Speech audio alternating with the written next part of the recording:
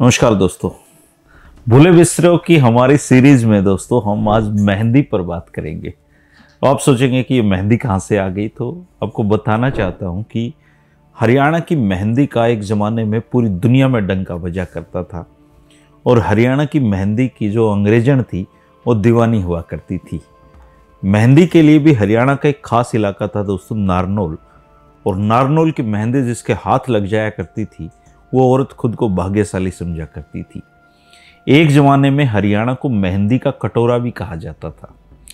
नारनौल की मेहंदी इसके बाद फरीदाबाद पहुंची और इसके बाद 7 समुद्र पार करके इंग्लैंड पहुंची।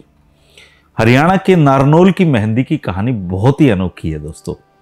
नारनौल क्षेत्र इस महान श्रृंगार साधन का आदि स्थल आप इसको कह सकते हैं और यहाँ की मेहंदी देश विदेश में जाती थी। गरीब अमीर इसको हासिल करने के लिए उतावले रहते थे और महलों की रानियों में इसकी बेहद डिमांड रहती थी। पहले आगरा और फिर दिल्ली की बेगमें और रईसजादियाँ नारनौल की मेहंदी की दीवानी हुआ करती थी और किसी भी कीमत पर इसको हासिल करती थी। 18वीं सदी तक ये पोजीशन रही।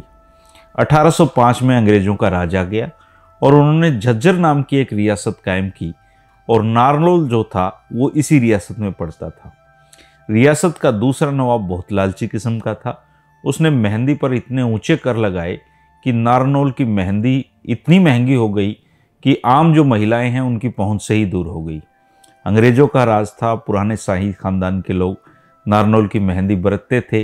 वो अब गरीब हो गए थे, पुराने ठाट बाट जा चुके थे, पैसा रुपया बहुत कम दिखता था। जो अमीर उम्रे लोग थे, रईस लोग थे, उनकी हालत भी ठीक नहीं थी, तो फिर मेहंदी जो थी वो नारनौल की उनको चाहिए थी। किसी सियाने आदमी ने इस समस्या का हल ढूंढा। नारनौल की मेहंदी की झाड़ियाँ ली गई और उनको फरीदाबाद में जाकर लगवाया। मिट्टी भी नारनौल से उठा कर ले गए और इसके बाद नारनौल जैसी मेहंदी फरीदाबाद में उगाई जाने लगी। इसके बाद फरीदाबाद की मेहंदी जो थी वो दुनिया में छाती चली गई और झज्जर रियासत का नवाब मुंह ताकता रह गया। इसके बाद दिल्ली, आगरा, लखनऊ और फिर दूर दूर तक फरीदाबाद की मेहंदी की धाक जमती चली गई।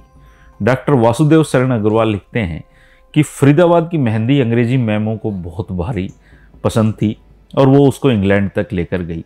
मेहंदी के फरीदाबाद से इंग्लैंड पहुंचने की कहानी भी बहुत रोचक है। काशी का एक कायस्थ था भगवान राय कृष्णदास जी, चुस्त, चालाक और ऊंचे दर्जे का बुद्धिमान आदमी।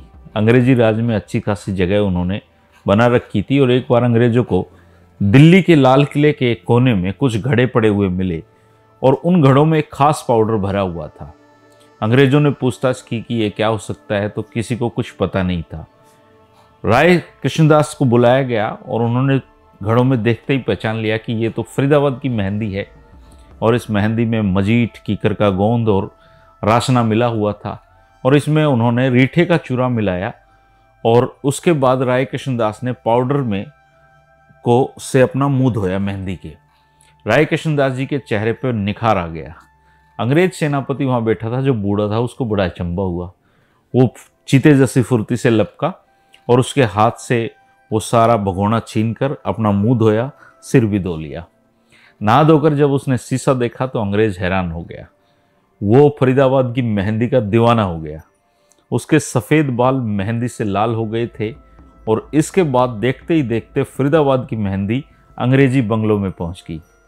कितनी अधेड़ उम्र की अंग्रेज औरतें जवान दिखाई देने लगी। वहां से ये जादुई पाउडर 7 समुद्र लांघकर इंग्लैंड पहुंचा और खूब प्रसिद्धि हासिल की। आजकल मेहंदी सब जगह होती है, लेकिन बहुत कम लोगों को पता है कि मेहंदी नारनौल और उसके बाद फरीदाबाद होते हुए दुनिया भर में पहुंची है। ये थी दोस्तों नारनौल की मेहंदी की कहानी।